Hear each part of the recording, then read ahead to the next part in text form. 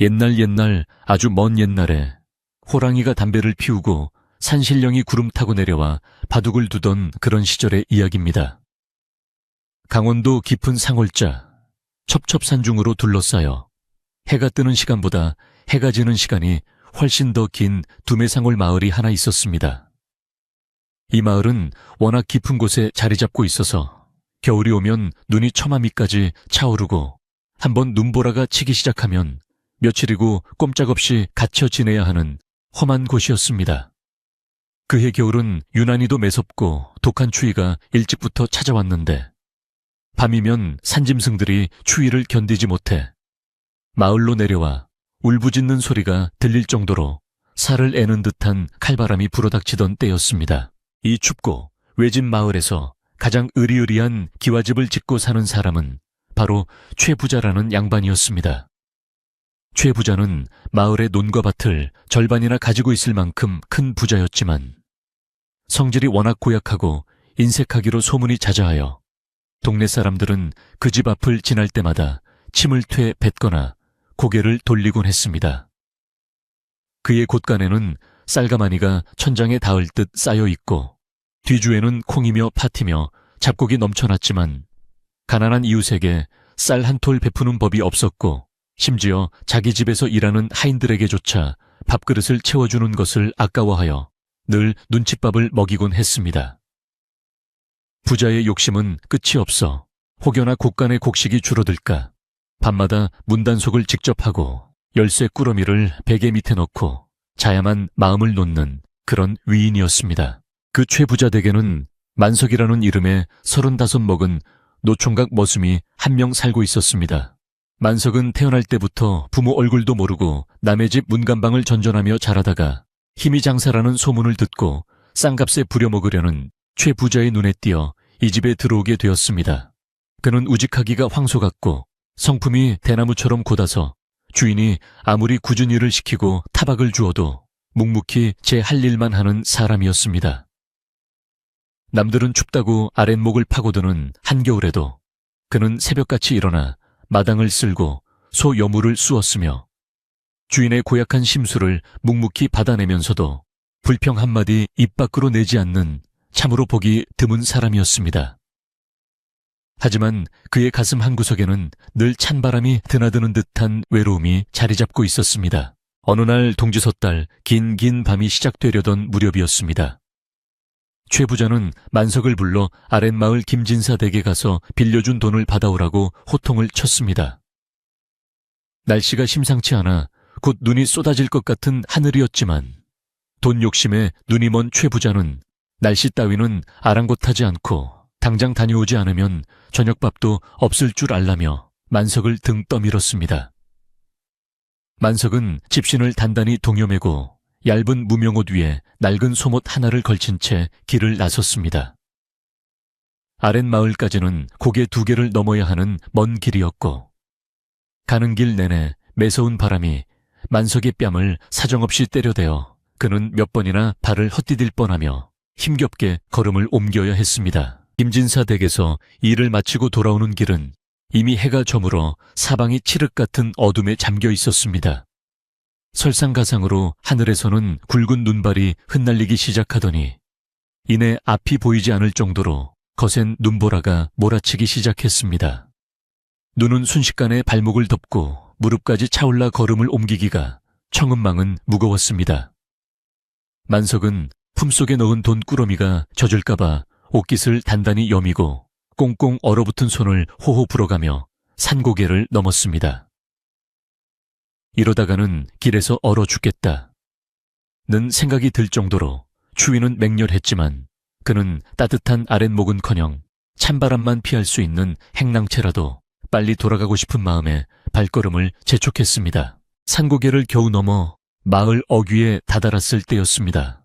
마을을 지키는 선앙당 나무 아래 하얗게 쌓인 눈더미 속에서 무언가 거무스름한 형체가 희미하게 보였습니다. 처음에는 눈볼에 쓰러진 고목나무 그루터기거나 누가 버린 짐짝이라고 생각했습니다.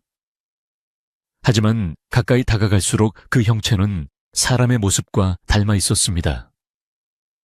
만석은 가슴이 철렁 내려앉아 조심스럽게 다가가 보았습니다.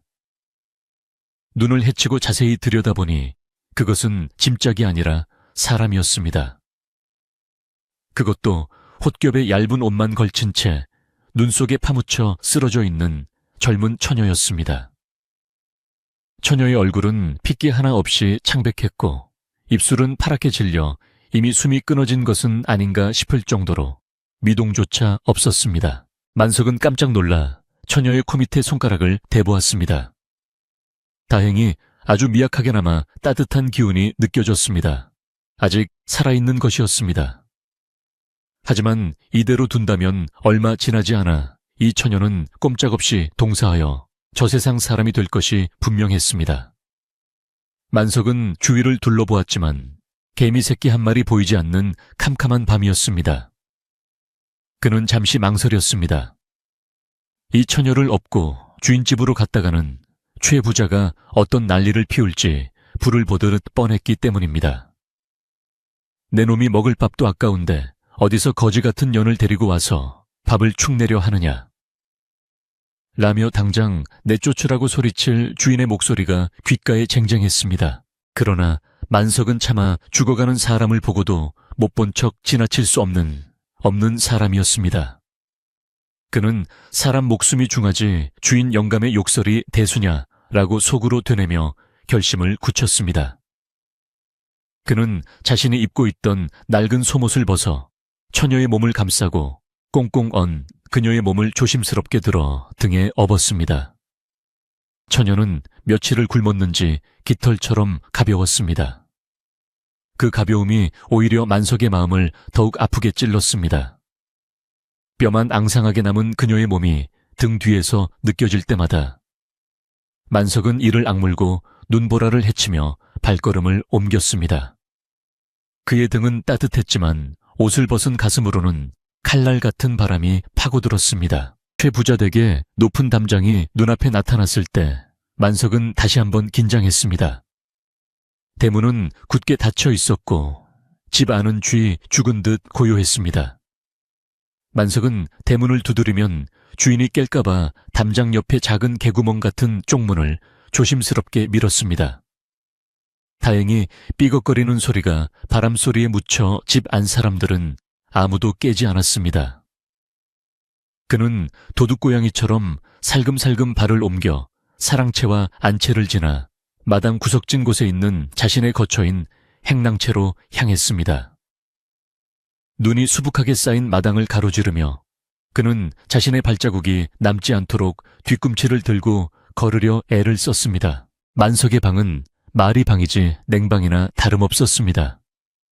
군부를 떼지 않아 방바닥은 얼음장처럼 차가웠고 문풍지 사이로 황소바람이 숭숭 들어왔습니다. 그는 처녀를 방바닥에 눕히고는 급히 아궁이로 달려가 남은 장작을 모조리 털어놓고 불을 지폈습니다. 평소 같으면 주인에게 혼날까봐 아껴 뗐을 장작이었지만 지금은 그런 것을 따질 겨를이 없었습니다. 타닥타닥 타오르는 불길을 보며 그는 손을 비벼 열을 낸 뒤 방으로 돌아와 처녀의 언손과 발을 주무르기 시작했습니다. 그녀의 손은 마치 계곡의 돌멩이처럼 딱딱하고 차가워서 만석의 투박한 손길이 닿아도 아무런 반응이 없었습니다. 방 안에 희미한 등잔불 하나를 켜놓고 보니 처녀의 모습이 더욱 처참했습니다. 옷은 여기저기 해지고 찢어져 살같이 드러나 있었고 집신도 다 닳아 발가락이 꽁꽁 얼어 터져 있었습니다. 얼굴에는 고생의 흔적이 역력했지만 그 와중에도 기품이 서려 있는 묘한 분위기를 풍겼습니다. 만석은 부엌에 가서 몰래 미지근한 숭늉을 한 사발떠와 처녀의 입에 조심스럽게 흘려 넣었습니다. 입을 꽉 다물고 있어 숭늉이 볼을 타고 흘러내렸지만 만석이 숟가락으로 입을 억지로 벌려 몇 모금 넘기게 하자 처녀의 목구멍에서 꼴깍하는 소리가 들렸습니다. 그 작은 소리가 만석에게는 마치 천둥소리처럼 반갑게 들렸습니다. 만석은 방이 조금이라도 더 따뜻해지기를 기다리며 젖은 속옷을 말리고 자신의 무명 이불을 꺼내 처녀에게 덮어주었습니다. 하지만 이불 하나로는 그 지독한 한기를 막아내기에 역부족이었습니다. 처녀는 여전히 사시나무 떨듯 바들바들 떨고 있었고 입술은 파랗다 못해 검은 빛을 띄어가고 있었습니다. 만석은 안타까운 마음에 자신의 웃옷을 벗어 그녀 위에 겹쳐 덮어주었지만 떨림은 멈추지 않았습니다. 이대로 두면 열기가 오르기도 전에 다시 얼어버릴 것만 같았습니다. 만석은 고민 끝에 윗목에 있는 헌 옷가지들을 모조리 꺼내 처녀의 몸 주위를 둘러싸 바람을 막았습니다. 밤은 깊어 삼경이 넘었고 밖에서는 눈보라가 더욱 거세게 몰아치며 문풍지를 거칠게 흔들어댔습니다. 후 윙윙. 우는 바람 소리가 마치 귀신 곡소리처럼 들려와 만석의 등골을 서늘하게 했습니다. 그는 처녀의 머리맡에 앉아 그녀의 얼굴을 지그시 바라보았습니다. 평생 여자 손 한 번 잡아본 적 없는 그였지만 지금 이 순간만큼은 남녀의 유별함을 따질 때가 아니라고 생각했습니다. 그는 자신이 가진 온기를 모두 쏟아부어서라도 이 불쌍한 생명을 살려야겠다는 일념뿐이었습니다. 그의 거친 손바닥이 처녀의 이마를 짚었을 때 다행히 얼음장 같던 피부에서 아주 미세한 온기가 감지되었습니다. 그러나 문제는 내일 아침이었습니다. 날이 밝으면 주인이 마당을 둘러볼 것이고 만석이 밤새 뗀 장작 때문에 굴뚝에서 연기가 난 것을 알게 되면 불호령이 떨어질 것입니다. 게다가 이 좁은 방에 여자가 누워있다는 사실이 발각되는 날에는 처녀는 물론이고 만석 자신도 당장 쫓겨나 엄동설 안에 길바닥에 나앉게 될 것이 분명했습니다. 만석은 깊은 한숨을 내쉬었습니다. 하늘이시여 어찌하여 제게 이런 시련을 주시나이까. 하지만 제 눈앞에 나타난 생명을 외면할 수는 없었습니다. 그는 마음속으로 조상님과 산신령님께 빌고 또 빌었습니다. 부디 이 처녀가 깨어나고 주인의 눈을 피할 수 있게 해달라고 말입니다. 그때 처녀가 앓는 소리를 내며 몸을 뒤척였습니다. 춥다. 너무 추워. 가느다란 목소리가 입술 사이로 새어나왔습니다. 만석은 화들짝 놀라 그녀에게 다가갔습니다. 의식이 돌아오는 것 같았지만 여전히 몽롱한 상태에서 추위를 호소하고 있었습니다. 방바닥은 군불 덕분에 조금씩 온기가 돌기 시작했지만 공기는 여전히 차가웠습니다. 만석은 결단을 내려야 했습니다. 그는 잠시 문 밖을 내다보며 아무도 없는 것을 확인한 뒤 방문을 굳게 걸어 잠갔습니다. 그리고는 다시 처녀의 곁으로 돌아와 앉아 뜬 눈으로 밤을 지새울 각오를 다졌습니다. 만석은 처녀의 언발을 자신의 겨드랑이 사이에 끼워 녹이기 시작했습니다. 자신의 천이라도 나눠주고 싶은 심정이었습니다. 투박하고 거친 머슴의 몸이지만 그 안에 흐르는 피만큼은 누구보다 뜨거웠습니다. 시간이 얼마나 흘렀을까 처녀의 호흡이 조금씩 골아지고 떨림이 잦아드는 것이 느껴졌습니다.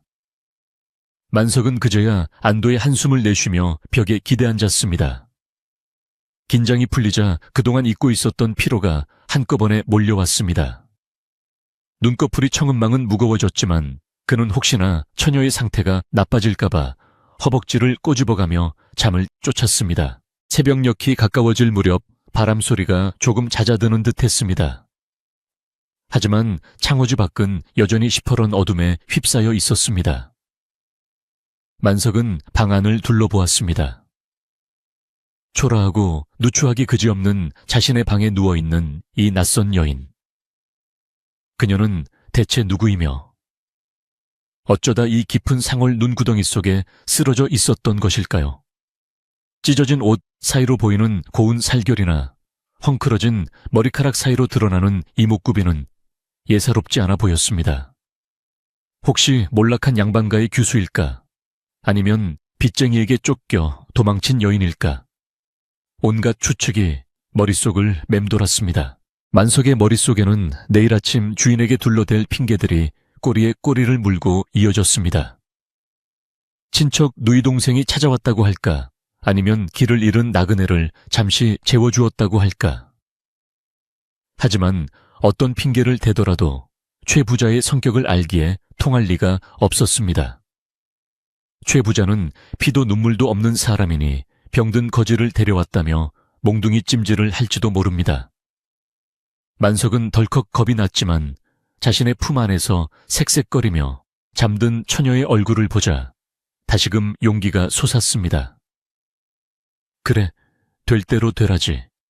내가 쫓겨나면 쫓겨났지. 이 사람을 죽게 둘 수는 없다.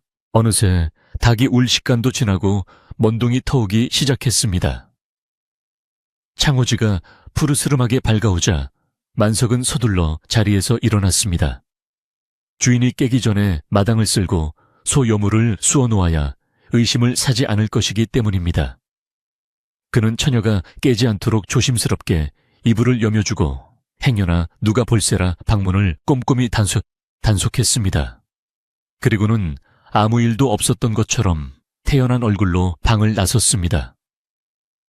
밤새 내린 눈으로 마당은 온통 하얀 세상이 되어 있었고 그 눈 위에는 만석이 어젯밤 처녀를 업고 들어온 발자국만이 희미하게 남아 있었습니다. 만석은 빗자루를 들고 마당에 눈을 쓸면서도 온통 방 안에 누워있는 처녀 생각뿐이었습니다. 제발 아무 소리 내지 말고 있어야 할 텐데. 그는 빗자루질을 하는 둥 마는 둥 하며 연신 행랑채 쪽을 힐끔거렸습니다. 그때 안채문이 벌컥 열리더니 최 부자가 곰방대를 물고 마루로 나왔습니다. 에잉, 날씨 한번 더럽게 춥구만. 만석이 이놈은 벌써 일어나서 마당을 쓸고 있는 개냐. 최 부자의 걸걸한 목소리가 새벽 공기를 갈랐습니다. 만석은 깜짝 놀라 허리를 숙이며 큰 소리로 대답했습니다.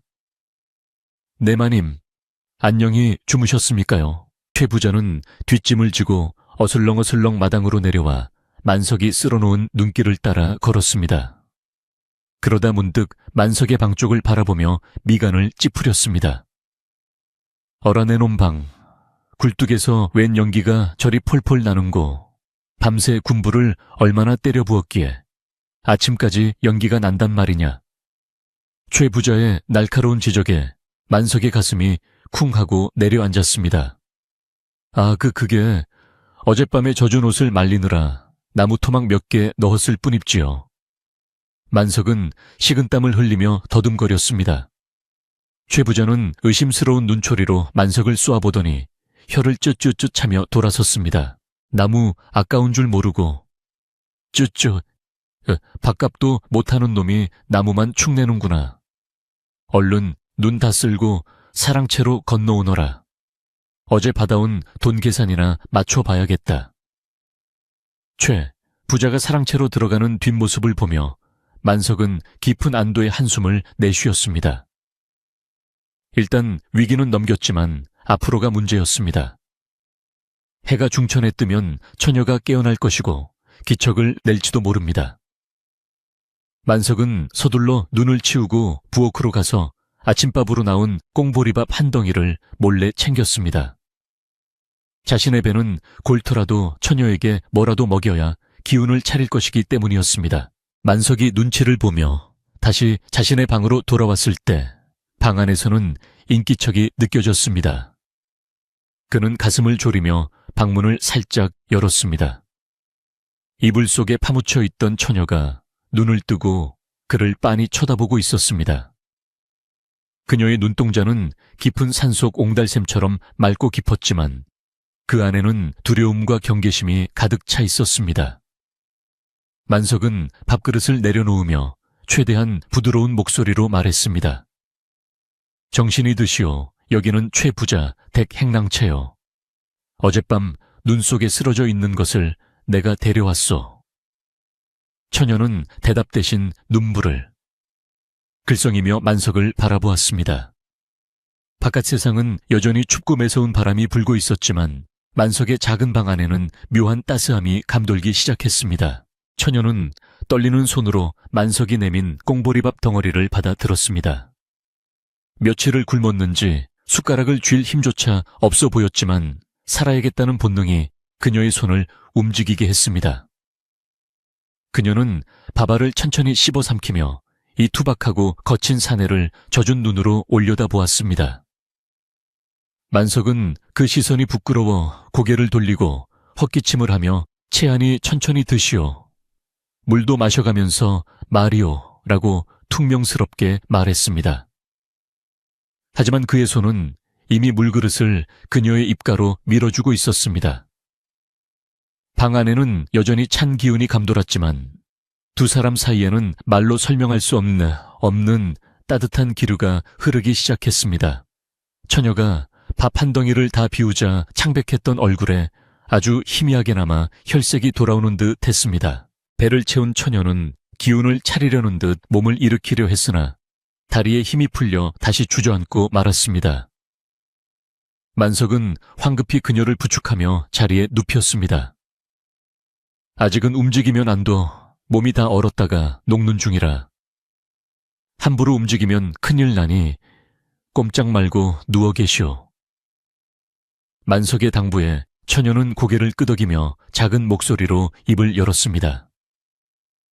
은희님, 죽어가던 목숨을 살려주셔서 뭐라 감사의 말씀을 드려야 할지 모르겠습니다. 저는 갈 곳 없는 신세라 이 은혜를 어찌 갚아야 할지요. 그녀의 목소리는 고운 옥구슬이 굴러가는 듯 맑았지만 그 안에 담긴 사연은 깊고 슬퍼 보였습니다. 만석은 그녀의 사연을 묻고 싶었으나 지금은 무엇보다 주인의 눈을 피하는 것이 급선무라 입을 다물었습니다. 만석은 처녀에게 신신당부했습니다. 낮에는 절대로 문 밖으로 나오면 안 둬.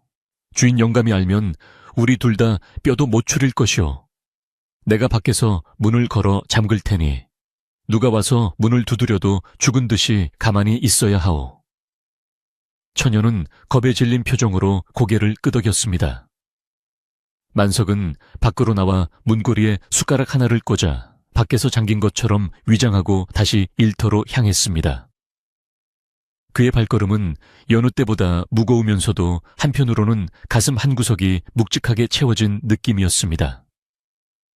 평생 혼자였던 그의 방에 누군가가 기다리고 있다는 사실이 그에게는 낯설면서도 가슴 설레는 일이었습니다. 사랑채 앞마당에서는 벌써 하인들이 모여 웅성거리고 있었습니다. 어이 만석이 자네, 오늘따라 왜 이리 굼뜨나 소 여물은 다 쑤었나. 마름 지주를 대리하여 소작권을 관리하는 사람 이 눈을 부라리며 소리쳤습니다. 만석은 화들짝 놀라며 예예, 지금 막 다 쑤어놓고 오는 길입니다요 라고 굽신거렸습니다.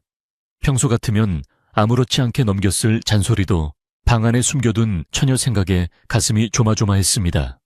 그는 혹시나 자신의 표정에서 비밀이 새어나갈까봐 더욱 부지런히 몸을 움직여 마당에 눈을 치우고 장작을 패기 시작했습니다. 도끼질을 할 때마다 쩍쩍하고 갈라지는 장작 소리가 그의 불안한 마음을 대신하는 듯했습니다. 점심때가 되자 부엌에서는 구수한 밥 짓는 냄새가 풍겨왔습니다. 만석은 다른 하인들과 함께 부엌 한 구석에 쭈그리고 앉아 밥을 먹었습니다.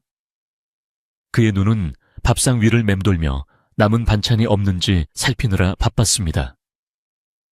평소에는 밥그릇을 싹싹 비우던 그가 밥을 반쯤 남겨 몰래 품속에 챙겨 넣는 모습을 부엌일을 하는 월댁이라는 안악이 의아한 눈초리로 바라보았습니다. 아니, 만석 총각, 오늘따라 왜 밥을 남기나 어디 아픈가? 월댁의 물음에 만석은 식은땀을 흘리며 얼버무렸습니다. 아니요. 속이 좀 더부룩해서 이따가 먹으려고 그러. 그는 서둘러 자리를 피했지만 월댁의 의심스러운 눈길은 그의 등 뒤를 끈질기게 따라붙었습니다. 만석이 몰래 챙겨온 밥과 김치 조각을 방으로 들여보내자 처녀는 그것을 받아들고 눈물을 글썽였습니다. 저 때문에 은인께서 굶으시는 것 같아 죄송할 따름입니다. 만석은 손사래를 치며 말했습니다. 어허, 그런 소리 마시오. 나는 덩치가 커서 며칠 굶어도 끄떡없어. 얼른 드시고 기운이나 차리시오. 처녀는 밥을 먹고 나서 방구석에 놓인 만석에 해진 옷가지들을 보았습니다. 그녀는 밥을 먹은 힘으로 윗목에 놓인 반짓고리를 끌어당겼습니다. 실과 바늘은 녹슬고 엉켜 있었지만 그녀의 야무진 손길이 닿자 금세 쓸만하게 정돈되었습니다. 그녀는 만석이 벗어놓은 구멍난 양말과 트어진 바지를 기우기 시작했습니다. 오후가 되어 해가 뉘엿뉘엿 넘어갈 무렵 만석이 일을 마치고 방으로 돌아왔을 때 그는 깜짝 놀라고 말았습니다. 엉망진창이었던 방 안이 말끔하게 정리되어 있었고 헌 옷가지들은 새 옷처럼 깨끗하게 기워져 곱게 개어 있었기 때문입니다. 처녀는 벽에 기대앉아 있었지만 아침보다는 한결 편안해 보이는 얼굴로 만석을 맞이했습니다. 할 수 있는 일이 이것밖에 없어 주제넘게 손을 좀 대보았습니다. 만석은 뭉클한 마음에 코끝이 찡해졌습니다. 평생 누군가가 자신의 옷을 기워준 적이 없었기에 그 사소한 정성이 그에게는 천금보다 귀하게 느껴졌습니다. 고맙소. 정말 고맙소. 만석은 투박한 손으로 눈가를 훔쳤습니다. 하지만 꼬리가 길면 잡히는 법이라 했습니다. 며칠이 지나자 집안에는 묘한 소문이 돌기 시작했습니다. 야, 너 그 소리 들었어. 밤마다 행랑채 쪽에서 여자 기침 소리가 들린다던데. 에이, 설마. 만석이 그 쑥맥이 여자를 숨겨뒀을 리가 있나. 잘못 들었겠지. 아니야, 내가 어제 새벽에 오줌 누러 갔다가 분명히 들었어. 사각사각 옷 스치는 소리도 나더라고. 하인들 사이에서 수근거리는 소리는 눈덩이처럼 불어나기 시작했습니다. 월댁은 만석이 부엌에서 자꾸만 남은 음식을 챙겨가는 것을 보며 확신을 가졌습니다. 내 눈은 못 속여. 만석이 저 인간 분명 방에 딴 살림을 차린 게야. 소문은 담장을 넘어 마을 빨래터까지 퍼져나갔습니다. 꽁꽁 언 가을 얼음을 깨고 빨래를 하던 아낙네들은 입을 모아 최 부자댁 머슴 이야기를 했습니다. 그 곰 같은 만석이가 글쎄 어디서 여우 같은 년을 데려다가 밤마다 끼고 산다지 뭐야. 어머나 세상에, 최 부자 영감이 알면 난리가 날 텐데 간도 크네. 말하기 좋아하는 사람들은 살을 붙이고 과장을 보태어 만석이 주인집 돈을 훔쳐다가 첩을 먹여 살린다는 터무니없는 이야기까지 만들어냈습니다. 정작 당사자인 만석과 처녀는 방 안에서 숨죽이며 지내느라 바깥 세상이 얼마나 시끄러운지 까맣게 모르고 있었습니다. 그러던 어느 날 눈보라가 잠시 멈추고 햇살이 비치던 오후였습니다. 마을 어귀에 허름한 옷차림의 노파가 지팡이를 짚고 나타났습니다. 머리는 하얗게 세었고 등은 굽었지만 눈빛만은 형형하게 빛나는 기이한 노인이었습니다. 마을 사람들은 그녀를 보고 수근거렸습니다. 저 할머니 옆 마을에서 용하기로 소문난 점쟁이 아니야. 노파는 마을을 한 바퀴 휘둘러 보더니 최 부자의 으리으리한 기와집 앞에 멈춰 섰습니다. 그리고는 혀를 쯧쯧 차며 혼잣말처럼 중얼거렸습니다. 허 기운이 묘하구나. 시커먼 먹구름 속에 귀한 연꽃이 피었어. 주인을 잘못 만난 복덩이로다. 마침 장작을 지게에 지고 대문으로 들어오려던 만석이 그 노파와 딱 마주쳤습니다. 노파는 만석을 보자마자 지팡이로 그의 앞길을 턱 막아섰습니다. 만석이 당황하여 주춤거리자 노파는 만석의 얼굴을 뚫어지게 쳐다보며 말했습니다. 이복의 젊은이, 자네 등 뒤에 귀한 것이 엎여 있구먼. 만석은 가슴이 철렁 내려앉았습니다. 아무에게도 말하지 않은 비밀을 이 낯선 노파가 꿰뚫어 보고 있었기 때문입니다. 무슨 말씀이신지. 만석이 말끝을 흐리자 노파는 의미심장한 미소를 지으며 말을 이었습니다. 품지 말아야 할 것을 품으면 화가 되지만 지켜내야 할 것을 지키면 복이 되는 법이라네. 허나 조심하게. 욕심 많은 주인이 그 복을 탐내면 피바람이 불게야. 노파는 그 알 수 없는 말만 남기고 바람처럼 사라졌습니다. 만석은 멍하니 서서 노파가 사라진 쪽을 바라보았습니다. 귀한 연꽃, 욕심 많은 주인 피바람. 노파의 말 한마디 한마디가 가슴에 박혀 떠나지 않았습니다. 만석은 지게를 내려놓고 자신의 방 쪽을 바라보았습니다. 낡고 허름한 문 너머에 있는 처녀가 바로 그 복덩이라는 말인가. 그렇다면 최 부자가 이 사실을 알게 되었을 때 벌어질 일은 불을 보듯 뻔했습니다. 만석의 마음은 걷잡을 수 없는 불안감으로 요동쳤습니다. 그는 서둘러 방으로 들어가 처녀에게 이 사실을 알려야겠다고 생각했습니다. 방으로 들어온 만석은 노파의 이야기를 처녀에게 전했습니다. 처녀는 묵묵히 듣고 있더니 조용히 고개를 저었습니다. 제가 이곳에 있어서 은희님께 폐만 끼치는 것 같습니다. 제 발로 나가겠습니다. 처녀가 몸을 일으키려 하자 만석은 단호하게 그녀의 어깨를 잡았습니다. 안도 밖은 아직도 눈천지인데 몸도 성취하는 사람이 어딜 간단 말이오. 그 노파의 말이 사실이라면 내가 당신을 지켜내는 것이 내 복을 지키는 길일 테지요. 주인 영감이 알게 되더라도 내가 다 막아낼 테니 걱정 마시오. 만석의 눈빛은 흔들림 없이 결연했습니다.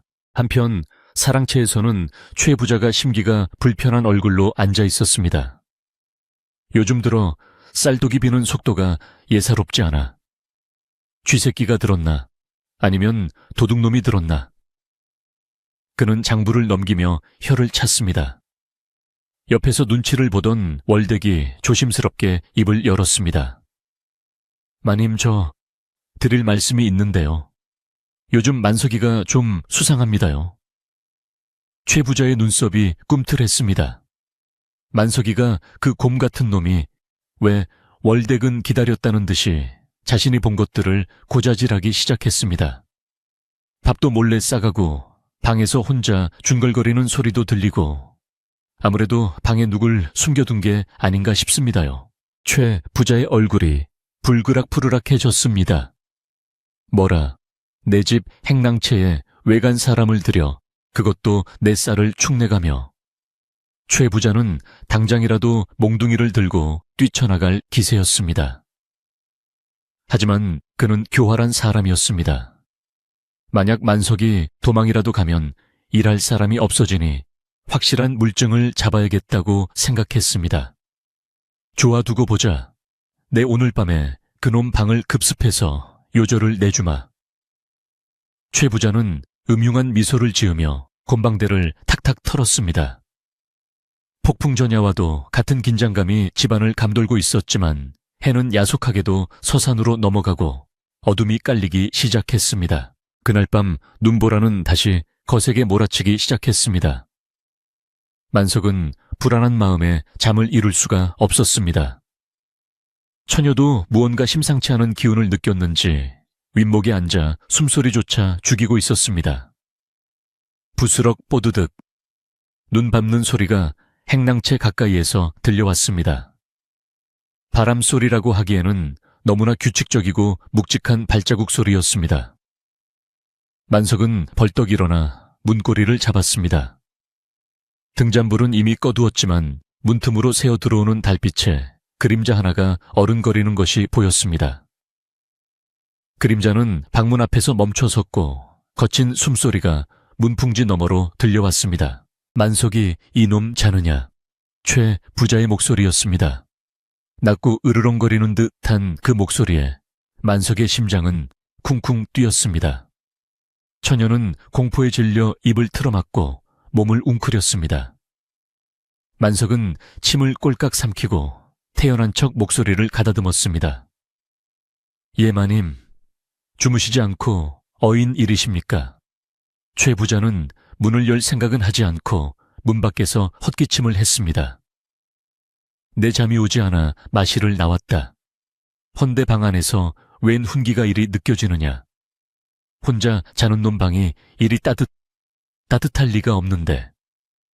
최 부자는 문고리를 잡고 달그락거렸습니다. 만석이 안에서 잠가놓은 탓의 문은 열리지 않았습니다. 문 좀 열어보거라. 내 놈 방구석 꼬라지 좀 봐야겠다. 최 부자의 명령에 만석은 등줄기에 식은땀이 흘렀습니다. 지금 문을 열면 처녀가 발각되는 것은 시간 문제였습니다.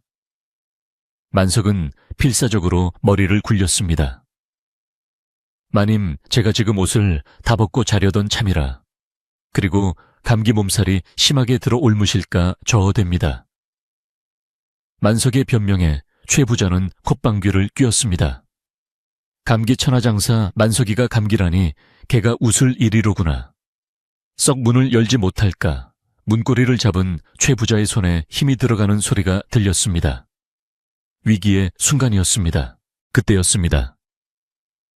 처녀가 갑자기 이불을 뒤집어 쓰고는 굵고 거친 목소리로 콜록콜록 으어억 하며 심한 기침 소리를 냈습니다. 마치 다 죽어가는 노인의 기침 소리 같기도 하고 폐병 환자의 소리 같기도 했습니다. 그 소리가 어찌나 리얼하고 처절하던지 문 밖의 최 부자조차 움찔하며 뒤로 물러섰습니다. 에이구 더러워라. 진짜 병이라도 난 개냐 소리가 영 듣기 싫구나. 처녀의 기지로 최 부자는 잠시 주춤했습니다. 만석은 이 틈을 놓치지 않고 말했습니다. 예, 마님. 오늘따라 열이 펄펄 끓고 기침이 멈추질 않습니다. 내일날 밝으면 뵙겠습니다요. 최 부자는 찝찝하다는 듯 혀를 차며 문고리를 놓았습니다. 에잉, 재수없게. 병자놈 방에 들어갔다가 나까지 병 옮겠네. 내일 아침에 멀쩡하게 일 못하기만 해봐라. 국물도 없을 줄 알아. 최 부자의 발소리가 멀어질 때까지 만석과 처녀는 숨도 쉬지 못하고 기다렸습니다. 발소리가 완전히 사라지자 그제야 두 사람은 안도의 한숨을 내쉬었습니다. 처녀는 이불 속에서 나오며 식은땀에 젖은 얼굴로 만석을 보며 미소 지었습니다. 하지만 만석은 알고 있었습니다. 이것은 임시방편일 뿐 날이 밝으면 더 큰 시련이 닥쳐올 것임을 말입니다. 밤새 눈은 그치지 않고 내렸습니다. 마치 세상의 모든 소리를 덮어버리려는 듯 눈은 쌓이고 또 쌓였습니다. 만석은 잠들지 못하고 처녀의 곁을 지켰습니다. 노파의 말이 귓가를 맴돌았습니다. 탐욕스러운 주인. 최 부자는 분명 의심을 거두지 않았을 것이고 내일이면 더 집요하게 파고들 것입니다. 만석은 처녀를 바라보며 다짐했습니다. 무슨 일이 있어도 그녀를 지키겠다고. 그리고 처녀 역시 만석의 깊은 눈을 보며 마음속으로 다짐했습니다. 자신의 존재가 이 착한 사람에게 해가 되지 않도록 자신의 지혜를 모아 위기를 헤쳐나가겠다고. 그렇게 두 사람의 운명은 깊은 눈 속에 파묻힌 채 다가올 아침을 위태롭게 기다리고 있었습니다. 밤새 내리던 눈이 그치고 마침내 아침이 밝았습니다. 하늘은 언제 눈이 왔냐는 듯 시리도록 파랗게 개었지만 땅에는 무릎 높이까지 눈이 쌓여 온 세상을 하얗게 덮어버렸습니다. 처마 밑에는 팔뚝만 한 고드름이 주렁주렁 매달려 수정처럼 빛나고 있었고 나뭇가지마다 하얀 눈꽃이 피어 절경을 이루었습니다. 그러나 최 부자댁의 공기는 바깥 날씨보다 더 차갑고 무거웠습니다. 최 부자는 아침 일찍부터 사랑채 마루에 나와 뒷짐을 지고 서성거리며 매서운 눈초리로 행랑채를 노려보고 있었습니다. 그의 머릿속에는 어젯밤 문전박대를 당한 괘씸함과 만석이 방 안에 무언가를 숨기고 있다는 확신이 또아리를 틀고 앉아 독사처럼 혀를 날름거리고 있었습니다. 그는 오늘이야말로 기필코 만석의 방을 뒤져 요절을 내고야 말겠다는 독한 마음을 먹고 있었습니다. 최 부자는 곤방대를 탁탁 털어 재를 비우고는 쩌렁쩌렁한 목소리로 만석을 불렀습니다. 이놈 만석아, 해가 중천인데 아직도 방구석에 처박혀 있느냐, 썩 나오지 못할까. 그 소리에 놀란 참새들이 후다닥 날아오를 정도였습니다. 만석은 방 안에서 처녀에게 절대로 인기척을 내지 마시오 라고 눈짓으로 당부한 뒤 서둘러 방문을 나서며 허리를 조아렸습니다. 예, 마님 부르셨습니까요? 마당 눈을 치우느라 잠시 늦었습니다. 만석의 얼굴은 짐짓 태연한 척했으나 속은 새까맣게 타들어가고 있었습니다. 최 부자는 만석을 위아래로 훑어보며 비릿한 웃음을 흘렸습니다. 그래, 내 놈이 어제는 감기 몸살이라더니 오늘은 얼굴이 훤하구나. 꾀병이 아니었는지 내 심히 의심스럽다만 일단 급한 일이 있으니 심부름을 좀 다녀와야겠다. 만석은 불안한 기색을 감추며 물었습니다. 무슨 분부이신지요? 10리박 장터라도 다녀오라면 집신을 신고 당장 뛰어가겠습니다. 그러자 최 부자는 콧방귀를 뀌며 말도 안 되는 주문을 했습니다. 장터는 무슨 내 입맛이 없어서 그러니 산에 가서 싱싱한 산나물을 좀 캐어놓으라. 달래나 냉이 같은 것으로 향긋하게 무쳐 먹고 싶으니 해 지기 전까지 한 망태기 가득 채워 오거라. 만석은 제 귀를 의심했습니다. 지금은 엄동설한 온산이 눈으로 뒤덮여 짐승들도 굴 밖으로 나오지 않는 한겨울이었습니다. 이런 날씨에 파릇파릇한 산나물을 구해오라니 이는 명백히 만석을 골탕 먹이려는 수작이거나 집을 비우게 하여 방을 뒤지려는 속셈이 분명했습니다. 마마님, 지금은 한겨울입니다요. 눈이 이렇게 쌓였는데 산나물이 어디 있겠습니까? 차라리 꿩을 잡으라 하시면 덫을 놓아보겠습니다만. 만석이 억울함을 호소하자 최 부자는 버럭 소리를 질렀습니다. 시끄럽다 내 놈이 주인의 명을 거역하겠다는 개냐 내 소문에 듣자 하니 양지바른 골짜기에는 벌써 봄 기운이 돈다더라. 정성이 부족하니 핑계를 대는 것이지. 만약 빈손으로 돌아오면 내 놈은 물론이고 네 방구석에 있는 쥐새끼들까지 모조리 내쫓을 테니 그리 알아라. 최 부자의 서슬퍼런 호통의 만석은 더 이상 대꾸할 말을 잃었습니다. 그는 어깨를 축 늘어뜨린 채 물러나올 수밖에 없었습니다. 이것은 명백히 쫓아내기 위한 구실이었으나 거부했다가는 당장 사달이 날 판이었습니다. 만석은 터덜터덜 행랑채로 돌아와 방문을 열고 깊은 한숨을 내쉬었습니다. 처녀는 근심 가득한 얼굴로 만석을 맞이했습니다. 은희님, 무슨 일이십니까? 주인 어른의 목소리가 담을 넘을 듯 큽니다. 만석은 차마 처녀에게 사실대로 말할 수가 없어서 우물쭈물했습니다. 아, 그게 별일 아니오. 산에 가서 땔감이나 좀 더 해오라 하시는구려. 하지만 눈치 빠른 처녀가 속을 리 없었습니다. 거짓말을 하시는군요. 산나물을 캐오라는 소리를 저도 들었습니다. 이 겨울에 산나물이라니 그건 죽으러 가라는 소리나 진배 없습니다. 처녀의 눈에 눈물이 고였습니다. 자신 때문에 죄 없는 만석이 이런 고초를 겪는다는 생각에 가슴이 미어지는 듯 했습니다. 만석은 지게를 지며 짐짓 씩씩하게 말했습니다. 걱정 마시오.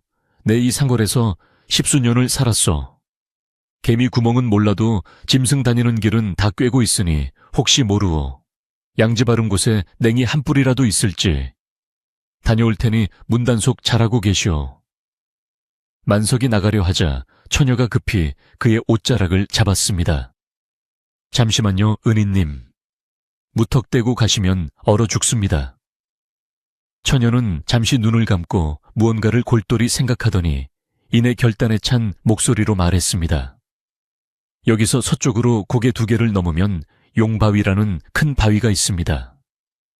그 바위 뒤편에 작은 동굴이 하나 있는데 그곳에서는 땅에서 따뜻한 김이 솟아나 한겨울에도 풀이 자랍니다.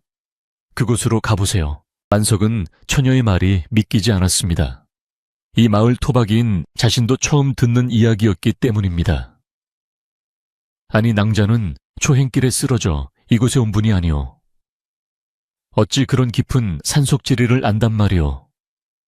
만석의 물음에 처녀는 잠시 머뭇거리더니 쓸쓸한 미소를 지으며 대답했습니다. 어릴 적 아버지를 따라 약초를 캐러 다니며 들은 풍월입니다. 믿고 가보세요. 빈손으로 오면 쫓겨날 판인데 지푸라기라도 잡아야 하지 않겠습니까? 그녀의 눈빛이 너무나 진지하고 맑아서 만석은 홀린 듯 고개를 끄덕였습니다. 알겠소. 내 속는 셈 치고 가버리다.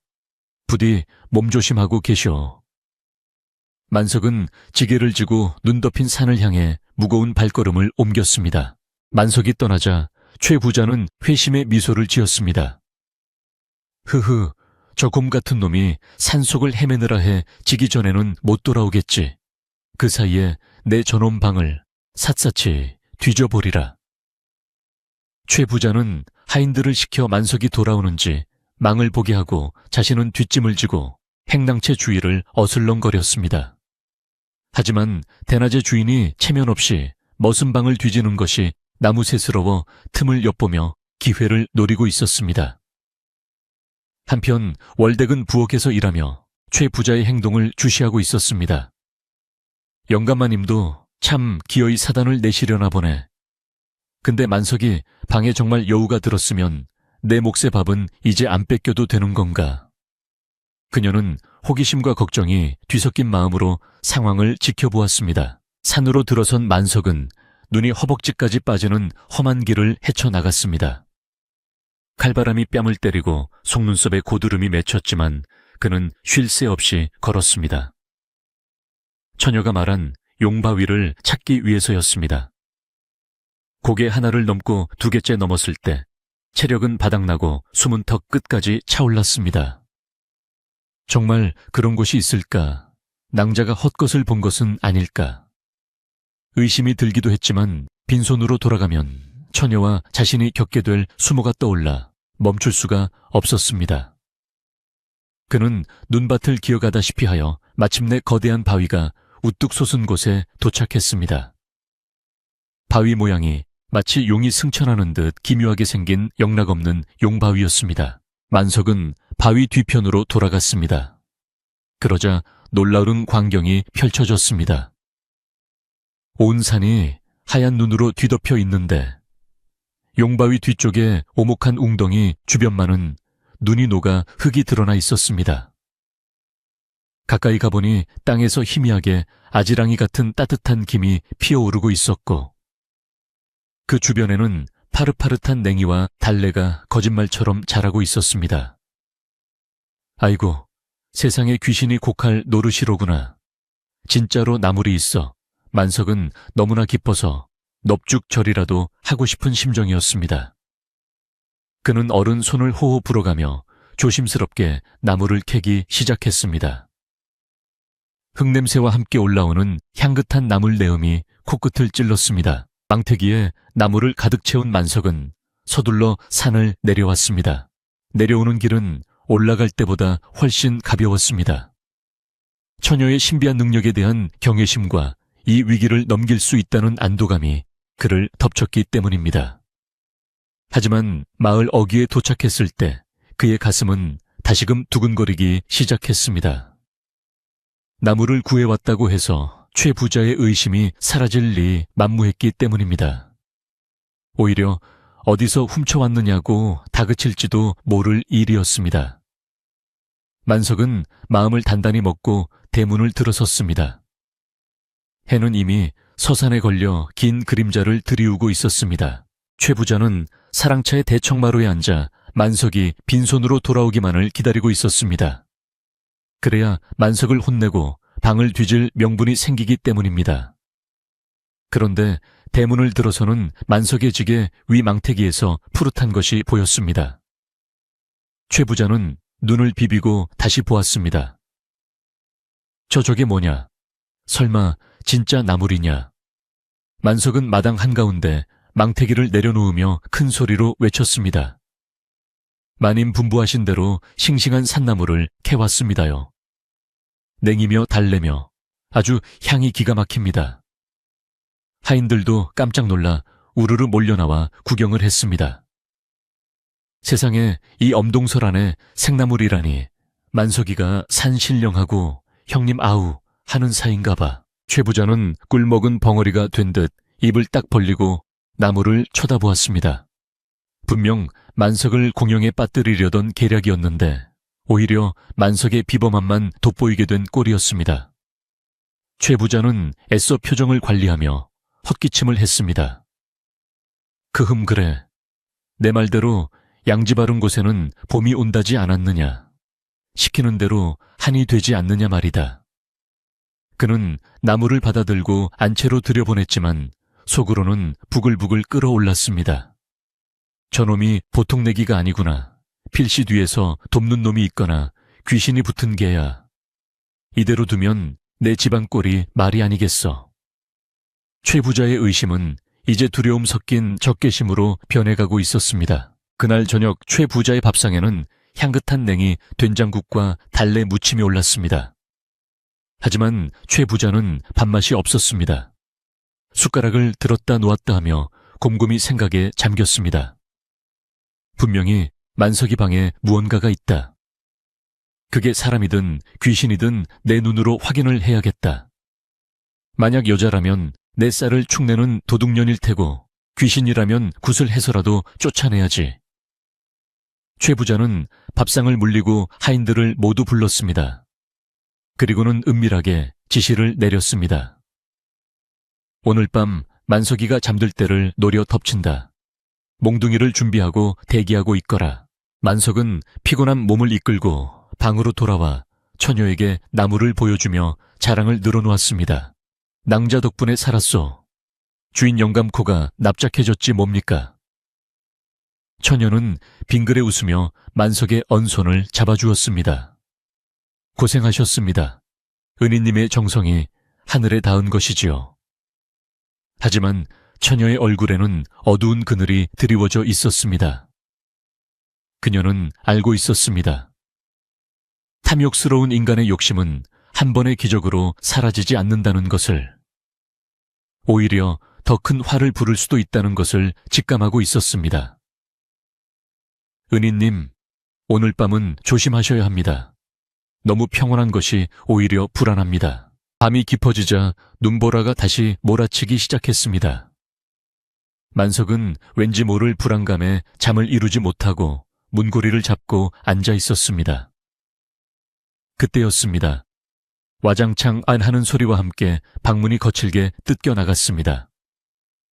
밖에서 대기하던 하인들이 도끼로 문고리를 부수고 들이닥친 것입니다.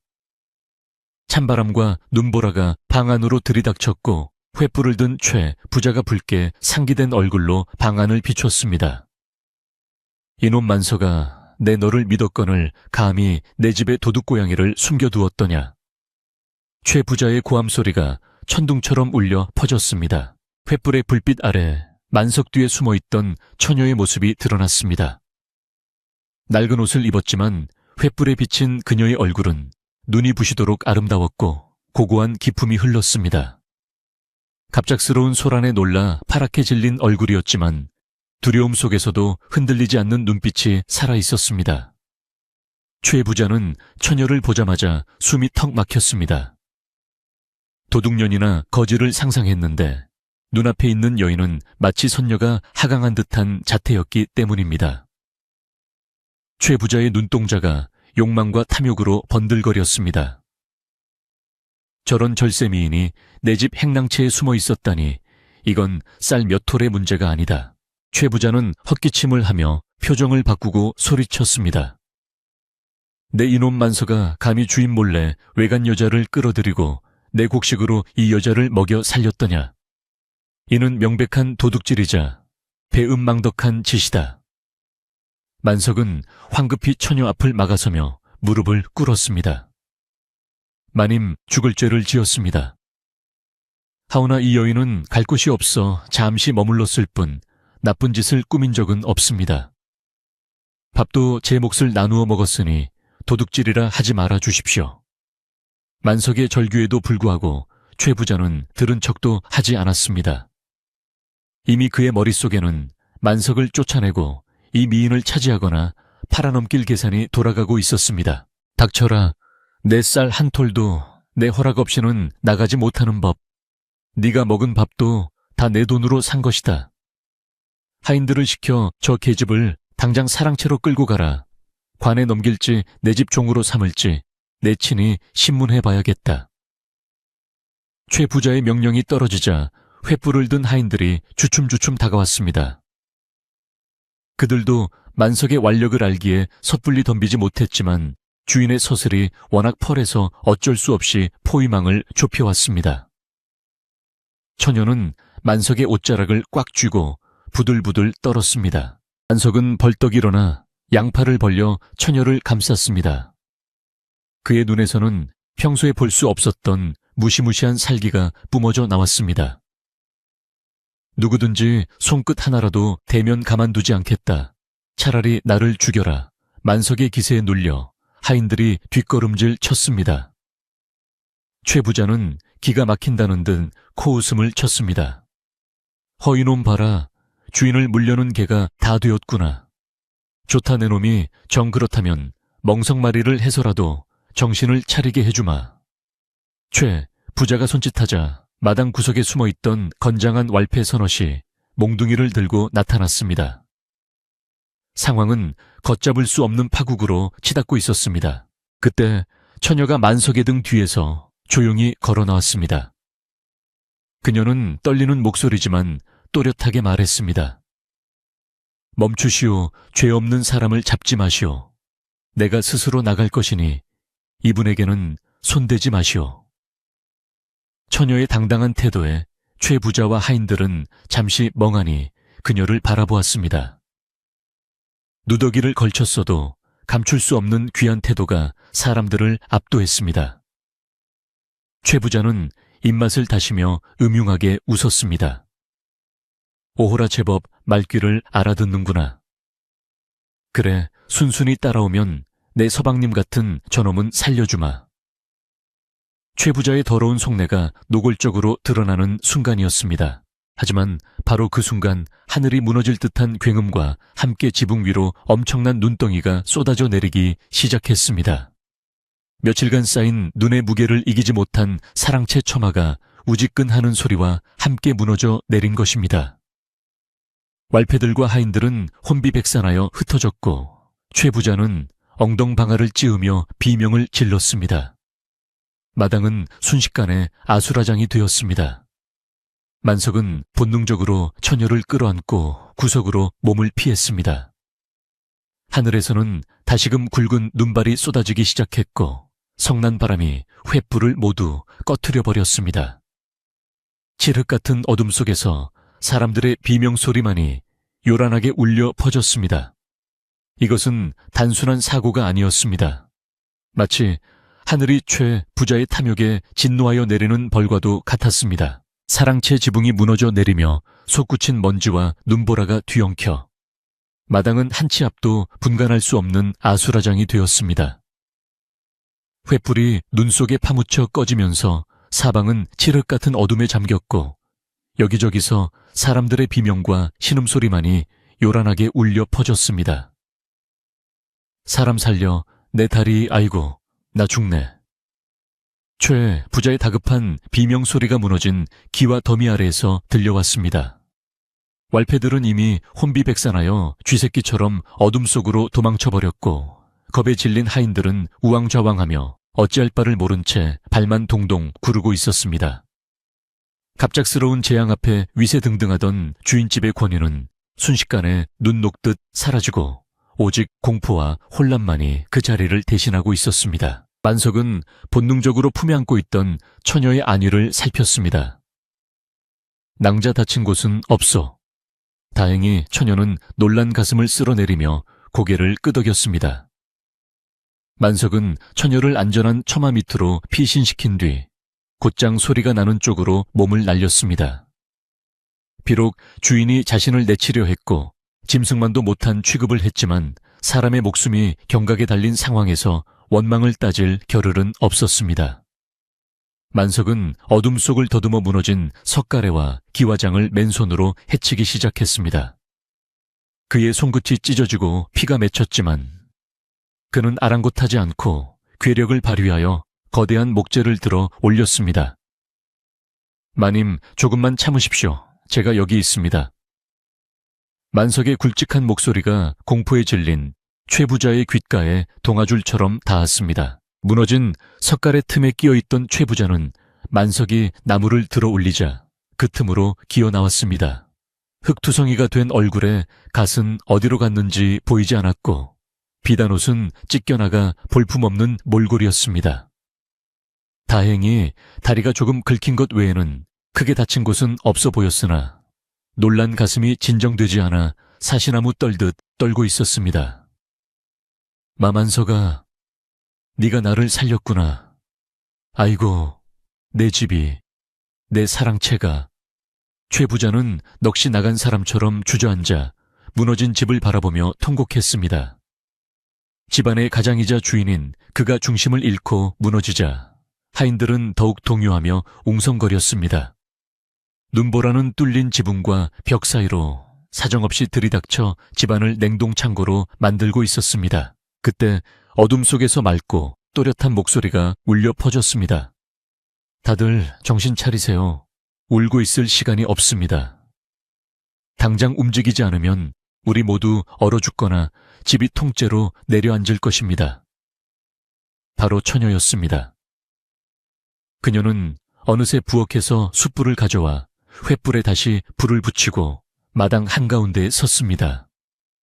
불빛 아래 드러난 그녀의 모습은 낡은 옷을 입었음에도 불구하고 마치 전장을 지휘하는 장군처럼 위엄이 서려 있었습니다. 그녀의 단호한 목소리에 하인들은 홀린 듯 울음을 멈추고 그녀를 바라보았습니다. 최 부자조차 멍하니 입을 벌리고 그녀를 쳐다보았습니다. 처녀는 지체하지 않고 하인들에게 지시를 내리기 시작했습니다. 월댁 아주머니는 부엌으로 가서 큰 솥에 물을 끓이세요. 동상 입은 사람들을 녹여야 합니다. 그리고 마당쇠는 헛간에 가서 집단과 거적을 있는 대로 가져오세요. 뚫린 지붕을 임시로라도 막아야 눈이 들이치지 않습니다. 그녀의 지시는 구체적이고 침착했습니다. 평소라면 네가 뭔데 명령이냐며 반발했을 하인들도 지금은 그녀의 말만이 유일한 살 길이라 여겨 군말 없이 움직이기 시작했습니다. 처녀는 만석을 보며 말했습니다. 은희님, 힘을 좀 써주셔야겠습니다. 무너진 기둥을 임시로 받쳐야 하는데 이 집에서 그 일을 할 수 있는 사람은 은희님 뿐입니다. 만석은 고개를 끄덕이며 곧장 헛간으로 달려가 굵은 통나무들을 가져왔습니다. 그는 무너져 내릴 듯 위태로운 사랑채 처마 밑으로 들어가 자신의 어깨와 통나무를 이용해 지붕을 떠받쳤습니다. 으라차차, 그의 입에서 단전 깊은 곳에서 끌어올린 기합 소리가 터져 나왔습니다. 삐걱거리며 내려앉던 지붕이 만석의 힘에 의해 멈춰 섰습니다. 그 모습을 본 남자 하인들이 달려와 함께 기둥을 세우고 못질을 하기 시작했습니다. 폭설과 강풍 속에서 남자들은 땀을 뻘뻘 흘리며 집을 지키기 위해 사투를 벌였습니다. 그 중심에는 언제나 묵묵히 가장 힘든 일을 도맡아 하는 만석이 있었습니다. 최 부자는 멍석을 까난 채 마루에 쭈그리고 앉아 그 광경을 지켜보았습니다. 자신이 그토록 쫓아내려 했던 머슴 만석이 목숨을 걸고 자신의 재산을 지키고 있었고 도둑년이라 욕했던 처녀가 집안 살림을 진두지휘하며 사람들을 살리고 있었습니다. 부끄러움과 안도감이 뒤섞인 묘한 감정이 그의 가슴을 쳤습니다. 그는 아픈 다리를 주무르며 하인들이 가져다준 뜨거운 물을 마셨지만 목구멍으로 넘어가는 물이 마치 모래알처럼 까끌까끌하게 느껴졌습니다. 자신의 위선과 탐욕이 발가벗겨진 듯 하여 쥐구멍이라도 찾고 싶은 심정이었습니다. 처녀는 밖에서 일하는 남자들뿐만 아니라 안에서 떠는 식솔들까지 챙겼습니다. 그녀는 안채의 다락문을 열어 오래된 무명천들을 꺼내게 하고 그것을 찢어 틈새를 막게 했습니다. 바람 구멍을 막지 않으면 군부를 아무리 떼도 소용이 없습니다. 문풍지가 찢어진 곳은 물을 발라 덧대고 문틈에는 천을 끼워 넣으세요. 그녀의 손놀림은 야무지고 빨랐습니다. 월댁은 처녀의 지시대로 따르면서 감탄을 금치 못했습니다. 아이고 아가씨, 어쩜 이리 살림을 잘 하십니까? 대가집, 마님도 이렇게는 못하실 겝니다. 월댁의 칭찬에 처녀는 그저 묵묵히 옅은 미소만 지을 뿐이었습니다. 눈보라는 밤새 멈추지 않고 더욱 거세게 몰아쳤습니다. 마치 하늘이 이 집안의 결속을 시험하는 듯 했습니다. 임시로 막은 지붕 위로 눈이 계속 쌓이자 무게를 이기지 못한 거적대기가 축축 늘어졌습니다. 만석은 지붕 위로 올라가 위태롭게 쌓인 눈을 쓸어내려야 했습니다. 미끄러운 기와 위에서 자칫 발을 헛디디면 바닥으로 떨어져 크게 다칠 수 있는 위험한 작업이었습니다. 아래에서 지켜보던 사람들은 숨을 죽이고 조심해 만석아를 연발했습니다. 처녀는 마당 한가운데서 눈을 맞으며 등불을 높이 들어 만석의 발밑을 비춰주었습니다. 두 사람의 호흡은 마치 오랫동안 함께 살아온 부부처럼 척척 맞아떨어졌습니다. 한바탕 난리를 치르고 나니 어느덧 새벽빛이 희미하게 밝아오기 시작했습니다. 무너진 사랑채 지붕은 집단과 거적으로 덮여 임시 방편이나마 눈과 바람을 막을 수 있게 되었고 위험했던 기둥들도 튼튼하게 보강되었습니다. 집안 곳곳에 뚫려있던 구멍들도 모두 막혀 방 안에는 다시 온기가 돌기 시작했습니다. 하인들은 녹초가 되어 마루와 부엌 바닥에 주저앉았지만 표정만은 안도감으로 밝아져 있었습니다. 그들은 서로의 얼굴에 묻은 숯검댕과 눈을 털어주며 우리가 해냈다는 무언의 눈빛을 교환했습니다. 그리고 그 시선의 끝에는 항상 만석과 처녀가 있었습니다. 처녀는 지친 기색 없이 부엌으로 들어가 월댁에게 말했습니다. 다들 밤새 고생해서 허기가 질 것입니다. 곶간을 열어 쌀과 팥을 넉넉히 꺼내 죽을 쑤는 것이 좋겠습니다. 월댁은 잠시 곤란한 표정으로 안채 쪽을 힐끔거렸습니다. 쌀 한 톨도 아까워하는 최 부자의 허락 없이는 곶간 문을 열 수 없었기 때문입니다. 하지만 그때 안차의 방문이 스르르 열리더니 최 부자가 힘없는 목소리로 말했습니다. 내버려 두어라. 저 처자가 하자는 대로 해. 곶간 열쇠는 여기 있다. 최 부자가 던진 열쇠 꾸러미가 마루 위로 짤랑거리며 떨어졌습니다. 그것은 그의 항복선언이자 만석과 처녀를 인정한다는 뜻이기도 했습니다. 월댁은 신이 나서 열쇠를 받아들고 곶간으로 달려갔습니다. 평소에는 구경하기도 힘들었던 찹쌀과 붉은 팥을 한가득 꺼내왔습니다. 가마솥에 물을 붓고 장작불을 지피자 곧 구수한 밥 냄새가 집안 가득 퍼지기 시작했습니다. 처녀는 능숙한 솜씨로 새알심을 빚어넣고 팥죽을 끓였습니다. 보글보글 끓어오르는 팥죽 소리가 마치 굳어있던 사람들의 마음을 녹이는 소리처럼 들렸습니다. 만석은 아궁이 앞에 앉아 불을 떼며 붉게 타오르는 불꽃 속에서 처녀의 옆모습을 훔쳐보았습니다. 그녀의 볼이 불기운에 발그레하게 상기되어 더욱 아름답게 보였습니다. 팥죽이 닭글차 하인들은 큰 사발에 가득 담아 나눠 먹었습니다. 평소에는 주인 눈치를 보느라 서서 허겁지겁 먹던 밥이었지만 오늘만큼은 모두가 둘러앉아 뜨거운 죽을 후후 불어가며 여유 있게 먹었습니다. 이야, 꿀맛이 따로 없네. 내 평생 이렇게 맛있는 팥죽은 처음일세. 마당쇠가 감탄하며 말하자 다른 하인들도 맞장구를 쳤습니다. 그들은 만석에게 팥죽 한 그릇을 건네며 말했습니다. 만석이 형님 아니었으면 우리 다 깔려 죽었을 겁니다요. 진짜 대단하십니다. 만석은 쑥스러운 듯 머리를 긁적이며 다들 고생했지 뭐 라고 짧게 대답했습니다. 처녀는 가장 먼저 팥죽 한 상을 정갈하게 차려 최 부자가 있는 안채 방으로 들고 갔습니다. 최 부자는 벽을 보고 누워있다가 처녀가 들어오자 흠칫 놀라 돌아 누웠습니다. 처녀는 밥상을 내려놓으며 조용히 말했습니다. 밤새 놀라셨을 텐데 이거라도 드시고 기운 차리십시오. 뜨거우니 조심하시고요. 최 부자는 처녀의 얼굴을 똑바로 쳐다보지 못하고 헛기침만 했습니다. 으흠, 그래 수고했다. 거기에 두고 나가거라. 처녀가 나가고 문이 닫히자 최 부자는 슬그머니 일어나 숟가락을 들었습니다. 한 숟가락 입에 넣으니 달콤하고 고소한 맛이 입안 가득 퍼지며 얼었던 몸과 마음을 녹여주었습니다. 그는 팥죽을 먹으며 뜨거운 눈물을 흘렸습니다. 그것은 뉘우침의 눈물이었습니다. 식사가 끝나고 날이 완전히 밝자 눈보라도 거짓말처럼 멈췄습니다. 하늘은 눈이 시릴 만큼 파랗게 개었고 햇살이 눈 덮인 지붕 위로 쏟아져 내렸습니다. 마당에 쌓인 눈은 햇살을 받아 보석처럼 반짝였고 처마 끝에 매달린 고드름에서는 물방울이 똑똑 떨어졌습니다.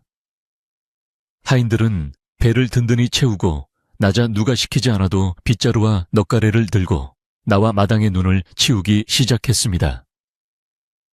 영차 힘차게 눈을 퍼 나르는 소리가 경쾌하게 울려 퍼졌습니다. 어젯밤의 공포와 갈등은 하얀 눈 속에 파묻혀 사라지고 대신 그 자리에 끈끈한 정과 활기가 채워지고 있었습니다. 만석은 무너진 사랑채 앞을 정리하며 생각에 잠겼습니다. 어젯밤의 사고가 아니었다면 지금쯤 자신과 처녀는 쫓겨나거나 험한 꼴을 당했을 것입니다. 하늘이 무너져도 솟아날 구멍이 있다는 옛말이 틀리지 않았습니다. 아니, 어쩌면 저 처녀가 하늘이 보내준 복덩이라서 재앙을 복으로 바꾼 것인지도 모릅니다. 만석이 일손을 멈추고 처녀가 있는 쪽을 바라보자 마침 마루를 닦고 있던 처녀와 눈이 마주쳤습니다. 그녀는 만석을 향해 환하게 미소 지었고 만석도 덩달아 씩 웃어 보였습니다. 두 사람 사이에는 이제 말하지 않아도 통하는 깊은 신뢰가 자리 잡고 있었습니다. 오후가 되자 마을 사람들이 하나둘씩 최부자 댁으로 모여들었습니다. 밤새 큰 소리가 나고 지붕이 무너졌다는 소문을 듣고 걱정이 되어 찾아온 것입니다. 최부자 어른, 별일 없으십니까? 밤새 천둥 같은 소리가 나서 놀랐습니다. 마을 이장이 걱정스러운 얼굴로 물었습니다. 최부자는 지팡이를 짚고 마루로 나와 쑥스러운 듯 말했습니다. 허허, 낡은 집이 눈무게를 못 이겨 그리 되었네. 다행히 우리 집 만석이와 식솔들이 힘을 합쳐 잘 수습했으니 걱정들 마시게. 최부자의 입에서 하인들을 칭찬하는 말이 나오자 마을 사람들은 귀를 의심하며 서로를 쳐다보았습니다. 최부자는 내층임에 마을 사람들에게도 팥죽을 대접하라 일렀습니다. 이왕 끓인 죽이니 이웃들과 나눠 먹어야 복이 오지 않겠나. 어서들 들어와 한 그릇씩 하고 가시게. 인색하기로 소문난 최부자가 음식을 베푸는 모습에 마을 사람들은 해가 서쪽에서 뜨겠다며 수근거렸지만 따뜻한 죽 한 그릇에 얼어붙었던 민심도 조금씩 녹아내렸습니다. 사랑채 마당은 마을 사람들의 웃음소리와 이야기 소리로 시끌벅적해졌고 최부자 댁은 오랜만에 사람 냄새 나는 집이 되었습니다. 이 모든 변화의 중심에는 묵묵히 일하는 만석과 그를 돕는 지혜로운 처녀가 있었습니다. 날이 저물고 사람들이 모두 돌아가자 집안에는 다시 평온한 고요가 찾아왔습니다. 하지만 그 고요는 어제의 차갑고 삭막한 고요가 아니었습니다. 서로를 위하고 아끼는 마음이 흐르는 따뜻한 평화였습니다. 최 부자는 만석을 조용히 사랑채로 불렀습니다. 만석이 긴장한 표정으로 들어서자 최 부자는 그동안의 고압적인 태도를 버리고 한숨을 푹 내쉬며 자리에 앉으라고 권했습니다. 방 안에는 촛불 하나가 은은하게 타오르고 있었고 최 부자의 표정은 복잡 미묘해 보였습니다. 그는 만석을 보며 입을 열었습니다. 만석아, 내 너에게 할 말이 있다. 만석은 무릎을 꿇고 앉아 주인의 말을 기다렸습니다. 최 부자는 잠시 뜸을 들이더니 품속에서 낡은 문서 하나를 꺼내 만석의 앞에 놓았습니다. 이것은 네가 그동안 받지 못했던 세경 품삯을 정리한 장부와 저기산 아래 기름진 밭 5마지기의 문서다. 만석은 깜짝 놀라 눈을 크게 떴습니다. 마님, 이게 무슨... 최 부자는 손을 들어 만석의 말을 막았습니다. 내 그동안 욕심에 눈이 멀어 사람 귀한 줄 모르고 살았다. 어젯밤 무너진 더미 속에서 죽음을 느꼈을 때 나를 살린 것은 내 곡간의 쌀이 아니라 바로 너의 그 투박한 손이었다. 그리고 그 처자의 지혜가 내 집을 살렸지. 최 부자의 눈시울이 붉어졌습니다. 이제 너도 나이가 찼으니 제 짝을 찾아 나가 살아야 하지 않겠느냐. 그 처자가 보통 사람이 아닌 듯하니 행여 놓치지 말고 잘 보듬어 살거라. 내일 날이 밝는 대로 이 집을 나가 독립하도록 해라. 이것은 내 마지막 명령이자 부탁이다. 만석은 뜨거운 눈물을 흘리며 바닥에 머리를 조아렸습니다. 마님 감사합니다. 정말 감사합니다. 평생 이 은혜 잊지 않고 살겠습니다. 최 부자도 콧날이 시큰해져 고개를 돌렸습니다. 밖에서는 맑은 겨울바람이 창호지를 스치고 지나갔지만 방 안은 그 어느 때보다 훈훈한 온기로 가득 찼습니다. 다음 날 아침 최 부자댁 대문 앞은 떠나는 만석과 처녀를 배웅하러 나온 사람들로 북적거렸습니다. 밤새 내리던 눈은 완전히 그치고 동쪽 하늘에서는 붉은 태양이 솟아오르며 하얀 설원을 황금빛으로 물들이고 있었습니다. 만석은 최 부자가 내어준 쌀 2가마니와 솥단지 그리고 이불 보따리를 지게에 가득 싣고 있었습니다. 그의 표정에는 십수년간 정들었던 집을 떠나는 섭섭함과 이제 내 집을 꾸려나간다는 설렘이 교차하고 있었습니다. 처녀는 곱게 빗은 머리에 하얀 무명 수건을 두르고 손에는 작은 보따리 하나를 들고 만석의 곁에 다소곳이 서 있었습니다. 그녀의 얼굴은 더 이상 창백한 병자가 아니었으며 아침 햇살보다 더 환하게 빛나고 있었습니다. 최 부자는 뒷짐을 지고 문간에 서서 먼 산을 바라보며 헛기침만 해대고 있었습니다. 차마 만석의 얼굴을 똑바로 보기가 민망한 탓이었습니다. 만석이 최 부자 앞으로 가서 큰 절을 올렸습니다. 마님, 그동안 거두어 주셔서 감사했습니다. 비록 몸은 떠나지만 마님의 은혜는 잊지 않고 살겠습니다. 부디 건강하십시오. 만석의 목소리가 굵게 떨렸습니다. 최 부자는 그제야 만석을 내려다보며 퉁명스럽게 그러나 물기 어린 목소리로 말했습니다. 오냐 나가서 굶어 죽지나 말거라. 그리고 혹시 살다가 힘든 일이 생기면 자존심 세우지 말고 언제든 찾아오너라. 쌀독은 열어둘 테니. 그것은 최 부자가 할 수 있는 최고의 애정 표현이었습니다. 하인들도 눈물을 훔치며 만석의 손을 잡았습니다. 형님, 형님이 없으면 이제 무슨 재미로 사나요? 꼭 성공해서 우리 보란듯이 잘 사셔야 해요. 월댁은 주먹밥이 든 보따리를 처녀의 손에 쥐어주며 당부했습니다. 색시, 우리 만석이 잘 부탁하네. 덩치만 컸지 속은 어린애 같은 사람이야. 자네같이 야무진 사람이 곁에 있으니 내 마음이 놓이네. 처녀는 월댁의 손을 꼭 잡으며 고개를 숙였습니다. 염려 마세요, 아주머니. 은희님은 제가 목숨을 바쳐서라도 섬기고 행복하게 해 드릴 겁니다. 작별 인사는 아쉬움 속에 끝이 났고 만석과 처녀는 마을 어귀를 향해 힘찬 발걸음을 내디뎠습니다. 그들의 뒷모습 위로 따스한 햇살이 축복처럼 쏟아져 내렸습니다. 두 사람이 도착한 곳은 마을에서 10리쯤 떨어진 산비탈의 양지바른 터였습니다. 최 부자가 문서로 내준 땅은 돌이 많고 자풀이 무성한 황무지였지만 뒤로는 산이 병풍처럼 둘러싸고 앞으로는 맑은 가을이 흐르는 명당이었습니다. 만석은 지게를 내려놓고 허리에 손을 얹으며 호탕하게 웃었습니다. 하하하, 여기가 우리 집이 될 곳이오. 지금은 허허벌판이지만 내 손으로 옥토를 만들고 기와집 못지않은 따뜻한 집을 지을 테니 지켜보시오. 처녀는 자풀이 우거진 땅을 사랑스러운 눈길로 바라보며 대답했습니다. 은희님과 함께라면 초가 삼간이라도 대궐 부럽지 않습니다. 우리 여기서 남부럽지 않게 살아보아요. 그날부터 두 사람의 고된 개척 생활이 시작되었습니다. 아직 땅이 얼어있어 괭이질을 하기 힘들었지만 만석의 괴력 앞에서는 언 땅도 부드러운 흙으로 변해갔습니다. 그는 산에서 굵은 통나무를 베어와 기둥을 세우고 억새를 베어다가 지붕을 엮었습니다. 처녀는 가을개서 돌을 날라 아궁이를 만들고 황토를 개어 벽을 발랐습니다.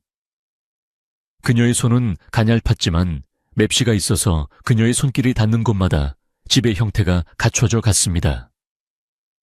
지나가던 산짐승들이 구경을 하듯 멈춰 섰고 나무 위에 까치들도 깍깍거리며 그들의 새 출발을 응원해 주었습니다. 해가 지면 모닥불을 피워놓고 월대기 싸준 주먹밥을 나눠 먹으며 두 사람은 서로의 얼굴을 보며 웃음꽃을 피웠습니다. 보름달이 2번 뜨고 지는 동안 허허벌판이었던 그곳에는 아담하고 예쁜 초가집 한 채가 완성되었습니다. 비록 크고 화려하진 않았지만 만석이 정성을 다해 지은 집은 튼튼하고 아늑했습니다.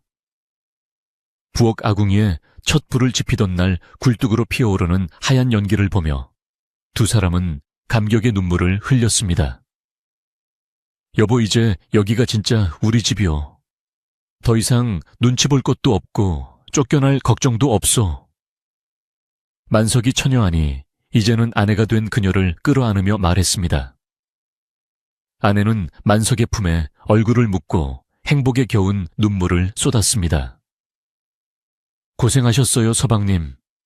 이 따뜻한 온기 평생 잊지 않고 살림 잘 꾸려 나가겠습니다. 봄이 오자 만석은 소를 빌려 밭을 갈았습니다.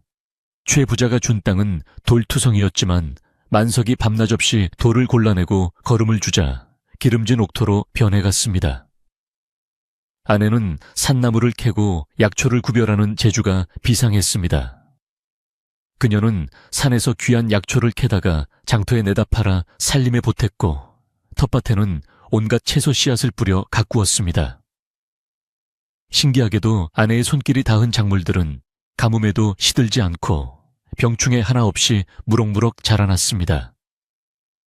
마을 사람들은 만석인의 밭은 도깨비가 밤마다 물을 주나보다 며 부러워했습니다. 만석의 근면함과 아내의 지혜가 합쳐지니 그들의 곡간은 금세 곡식으로 채워지기 시작했습니다.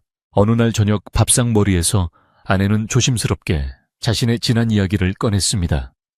서방님, 사실 저는 한양의 몰락한 선비 집안의 딸이었습니다. 역무에 휘말려 집안이 풍비박산나고 관군을 피해 도망치다가 길을 잃고 쓰러졌던 것입니다. 만석은 숟가락을 멈추고 아내를 바라보았습니다. 어쩐지 기품이 남다르다 했더니 역시 양반가의 규수였던 것입니다. 만석은 잠시 침묵하더니 밥 위에 생선살을 발라 올려주며 덤덤하게 말했습니다. 과거가 무슨 소용이겠소. 양반이든 상놈이든 당신은 내 생명의 은인이고 내 아내요. 이제는 도망칠 필요 없소. 내가 당신의 울타리가 되어줄 테니. 아내는 만석의 깊은 사랑에 다시 한번 감동하며 고개를 끄덕였습니다. 세월은 유수와 같이 흘러 어느덧 3년이 지났습니다. 만석의 집은 이제 마을에서 제일 가는 분홍이 되었습니다. 돼지우리에는 살진 돼지들이 꿀꿀거리고 외양간에는 누렁소가 송아지를 낳아 식구가 늘었습니다. 하지만 만석 부부는 부자가 되었다고 해서 거만해지거나 인색하게 구는 법이 없었습니다. 흉년이 들어 마을 사람들이 굶주릴 때면 기꺼이 곡간을 열어 곡식을 나누어 주었고 지나가는 나그네를 보면 따뜻한 밥 한 끼 대접해서 보내는 것을 낙으로 삼았습니다. 마을 사람들은 입을 모아 칭찬했습니다. 최 부자는 쌀독으로 부자였지만 만석이네는 마음으로 부자다. 하늘이 복을 내린 게야. 그러던 어느 날 최 부자가 지팡이를 짚고 만석의 집을 찾아왔습니다.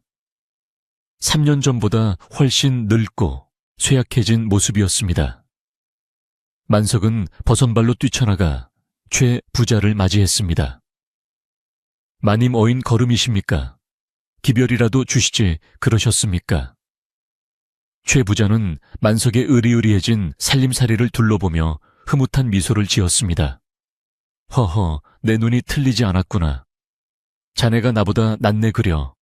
내 집은 썰렁한데 자네 집은 온기가 넘쳐 흘러.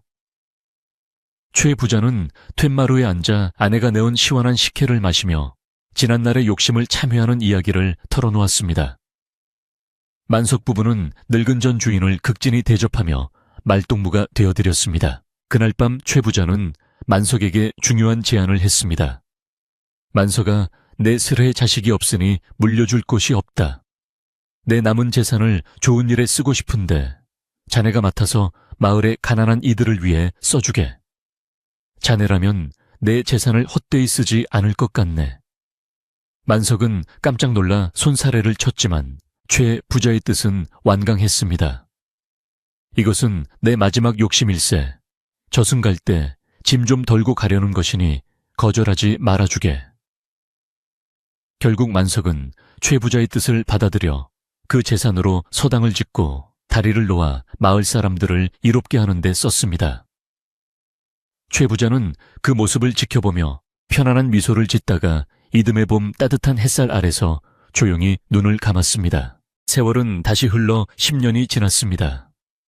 만석의 집 마당에는 아이들의 웃음소리가 끊이지 않았습니다. 만석과 아내를 쏙 빼닮은 아들딸이 무럭무럭 자라 아버지를 도와 농사일을 거들고 어머니를 도와 배를 짰습니다. 어느 겨울밤 10여 년 전 그날처럼 한방눈이 펑펑 쏟아지는 날이었습니다. 만석은 따뜻한 아랫목에 앉아 아이들에게 옛날 이야기를 들려주고 있었습니다. 옛날에 아주 가난하고 외로운 머슴이 살았단다. 어느 추운 날 눈 속에 쓰러진 선녀님을 구했는데 그 선녀님이 복을 가져다 주어 이렇게 잘 살게 되었단다. 아이들은 눈을 반짝이며 물었습니다. 아버지, 그 선녀님이 지금 어디 계세요? 만석은 빙그레 웃으며 곁에서 바느질을 하고 있는 아내를 바라보았습니다. 세월의 흔적으로 눈가에 주름이 잡혔지만 여전히 곱고 온화한 미소를 지닌 아내였습니다. 아내는 아이들의 물음에 얼굴을 붉히며 고개를 숙였습니다. 그 선녀님은 바로 너희 어머니란다. 만석의 대답에 아이들은 까르르 웃으며 어머니 품에 안겼습니다. 아내는 만석을 보며 조용히 말했습니다. 아닙니다. 얼어 죽어가던 저를 품어주신 서방님이야말로 하늘이 제게 보내주신 가장 큰 복이십니다. 두 사람은 서로를 바라보며 깊은 신뢰와 사랑이 담긴 눈빛을 교환했습니다. 창밖에는 하얀 눈이 소복소복 쌓여 온 세상을 포근하게 덮어주고 있었습니다. 방 안의 호롱불은 은은하게 흔들리며 다섯 식구의 그림자를 벽에 비추었고 아궁이에서는 타닥타닥 장작 타는 소리가 정겹게 들려왔습니다. 만석은 창문을 살짝 열어 밤하늘을 올려다 보았습니다. 눈보라가 거친 하늘에는 별들이 총총히 박혀 보석처럼 빛나고 있었습니다. 그 별빛은 마치 10수년 전 그날 밤 두 사람의 인연을 맺어주었던 하늘의 눈동자처럼 느껴졌습니다. 만석은 가슴 깊은 곳에서 차오르는 감사를 느끼며 조용히 문을 닫았습니다. 착한 마음을 가진 머슴 만석과 지혜로운 아내는 그 후로도 오랫동안 행복하게 살았습니다. 그들의 집 대문은 언제나 활짝 열려 있어 배고픈 이들이 배를 채우고 추위에 떠는 이들이 몸을 녹이고 갈 수 있었습니다.